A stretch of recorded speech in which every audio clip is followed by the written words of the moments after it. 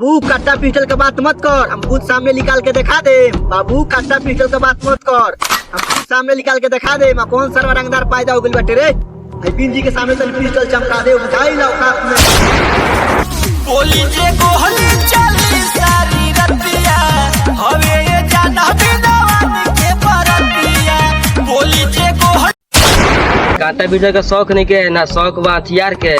कांटा बीजा का शौक नहीं के ना शौक बा हथियार के। जिला जवार में पाता को लिए रे बेटा के नहीं के पिटाई है बिनवान से, बुझाई ला औकात में।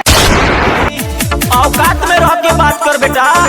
अरे बिनवान से जवान रंगदारी बतियाई तो दीने में धांस के मुंह दिहल जाई। तो दीने में धांस के अरे पावर कैले बारे, पावर अपन दिखा दी। अरे पावर कैले बारे, पावर अपन दिखा दी। आ कौन सरवा रंगदार पैदा हो गइल बाटे रे?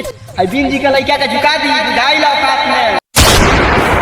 बिनवे के लिए हल हाई भूल जानी बात रे।